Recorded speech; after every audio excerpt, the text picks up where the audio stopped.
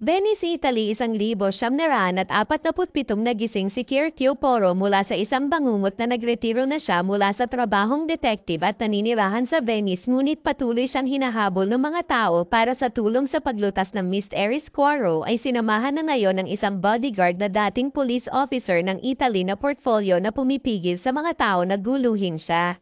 Si Poirot ay binisita ng isang matandang kaibigan na si Ariadne Oliver. Siya ay isang mayakda na ang huling ilang mga libro ay hindi gaanong nakakakita ng tagumpay.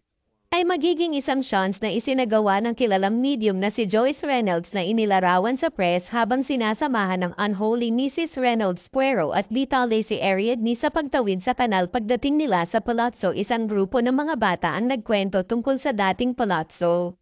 Isang ampunan, ngunit pinabayaan ng mga doktor at nurse ang mga bata upang doon mamatay sa panahon ng salot na humantong sa paniniwalang ang mga espiritu ng mga bata ay sumasagi sa palazzo. Doon ay isang sumpa daw ang vendetta ng mga bata at sino mang biktima ay minarkahan ng isang slash sa kanila bilang tanda na ang isa sa mga bata na si Leopold ay inaalagaan ng kasambahay na si Olga Semenov dahil hindi siya sumama sa iba pang mga bata at mas gustong magbasa ng isang poll book na pinuntahan ni Leopold ang kanyang kinakabahan na ama na si Dr. Leslie Farver Coro at Ariadne C.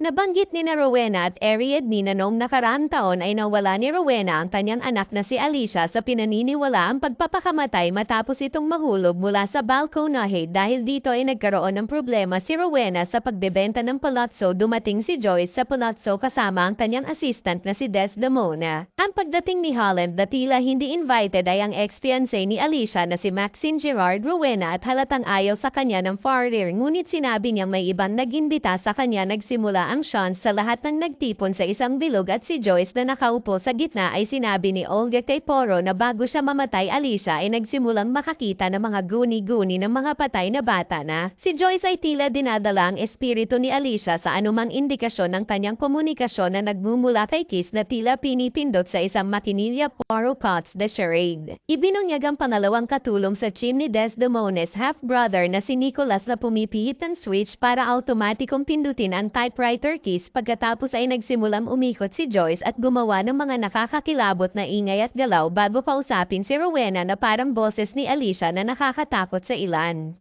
Ang mga bisitang si Poirot ay nagtangka na umalis sa kabila ng mga protesta ni Ariadne. Pagkatapos ay kinausap niya si Joyce na nagsasabing magiging mas madali at hindi gaanong masakit para sa kanya kung siya ay isang manloloko, ngunit alam niya na si Poro ay nakakita ng sapat na kamatayan upang unawain mo siya. Nilagyan niya siya ng maskara kasama ang kanyang robe at hinikayat siya na gaman si Quarro. Pagkatapos ay pumunta sa kaldero kung saan ang mga bata ay humihinga ng mga mansanas at sinubukan niyang gawin ito sa kanyang sarili para lamang sa isang hindi nakikitang pigira na itulak ang kanyang ulo sa tubig. Sa pagtatangkang lunurin siya, ngunit ang salarin ay tumakas bago mawala ng malay si Poro ay natagpuan siya ni Vitale at pagkatapos ay narinig nila ang isang sigaw sa labas ng katawan ni Joyce na nahulog at napasandal sa isang rebulto. Ang isang bagyo ay nagsimula sa labas na bumaha sa mga kanal at tinitiyak na walang sino man ang makakaalis sa palazzo. Ang mga panauhin ay nagsimulang magpanik at maging paranoid sa paniniwalang maaaring mayroong isang supernatural na puwersa na pumatay kay Joyce. Poro na ikinulong ang lahat sa loob at nagsimulang maghinala na isa sa kanila ang pumatay sa kanyang away at dinala si Ariadne sa kanya upang simulan ang pakikipanayam sa mga sospek na nakakita sila ng isang pinalamanan na kuneho.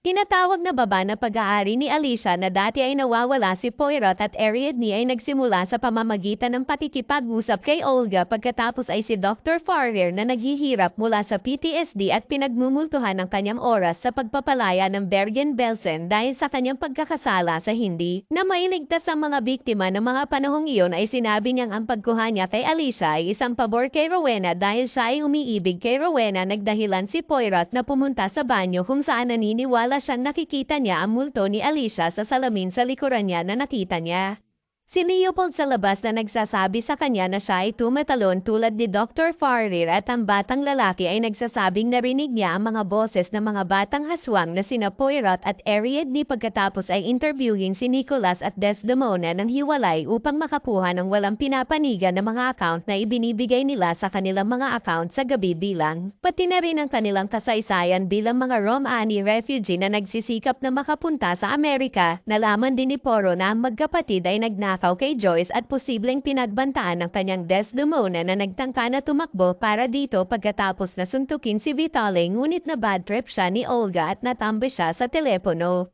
Nagsimulang tumunog ang foyer ngunit nang sumagot sina Poro at Vitaly ay walang tao sa kabilang dulo. Lumilitaw si Quaro upang makita ang isa sa mga bata na multo hanggang sa tawagin siya ni Ariadne at wala siyang nakitang tao pagkatapos lumingon sa likod ay sa tingin niya ay naririnig niya ang tunog ng isang bata. Pagkanta na sinasabing narinig din ni Leopold na sa tingin ni Poirot ay nagmumula ito sa basement ngunit sinabi ni Rowena na walang silong sa bahay ang grupo ay gumagalaw sa ibaba at nakahanap ng isang nakatagong silid na may nakasulat na salita Doktor sa dingding na higit pang tumutukoy sa bendeta ng mga bata. Doktor nagsimulang magkaroon ng panic attack si Farir at nang sabihin sa kanya ni Maxine na panatilihin itong magkasama ay nag-away sila hanggang sa muntik nang mapatay ni Farir si Maxine bago siya patahanan ni Leopold. Pagkakaroon ng nag-iisang susi na Puero at Ariadne pagkatapos ay kausapin si Maxim na may kalahati ng isang napunit na larawan ni Alicia na sinasabi niyang kailangan niyang putulin ang pakikipag-ugnayan sa kanya dahil hindi siya inaprubahan ni Rowena at si Alicia ay tila desperado na panatilihing masaya ang kanyang ina sa pagsisiyasat ni Poirot. Ang imbitasyon na natanggap ni Maxim ang pagdikod ng salitang apple mula rito nang si Ariadne ay nagpakita sa kanyang tahanan na may dalang mansanas na si Poirot ay humarap sa kanya sa Vitaly na nagsasabing nalaman niyang nakipagsabuatan sila ni Joyce upang dalhin siya sa palazzo. Ang tali ay ang opisyal. Nahinayla si Alicia palabas ng kanal at inimbestigahan ang pagkamatay nito kaya alam niya ang pasikot-sikot ng palazzo habang umaasa si Ariadne na gamitin ang chance at ang kawalan ng kakayahan ni Poirot na lutisin ito bilang batayan para sa kanyang bagong kwento.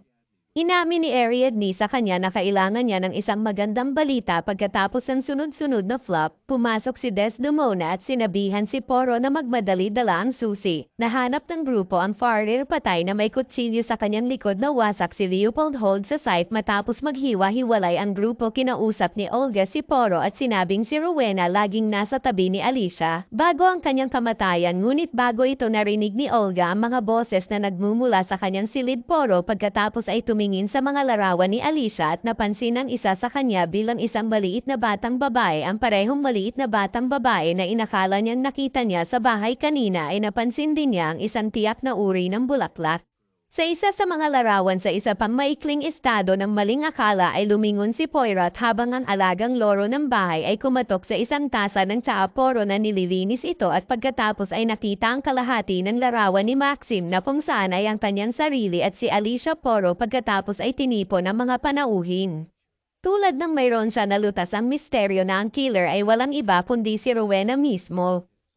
Ipinaliwanag ni Poro na si Rowena ay nagtanim ng mga rhododendron sa kanyang hardin at kumuha ng pulot mula dito na ginamit niya sa pag-inom ng gamot kay Alicia na pinapanatili siya sa ilalim ng pangangalaga laban sa kanya habang sumusunod sa kanyang pagbabalik pagkatapos na makipaghiwalay kay Maxim. Nagdunot din ng mga guni-guni si Honey na nagpapaniwala kay Alicia na nakita niya ang mga bata na multo at ito rin ang pulot na ininom kanina ni Poro kasama ng tsaa at nakakakita rin siya ng mga multo noong si Alicia ay nagkakaroon ng psychotic break na mas pinamimigay ni Olga.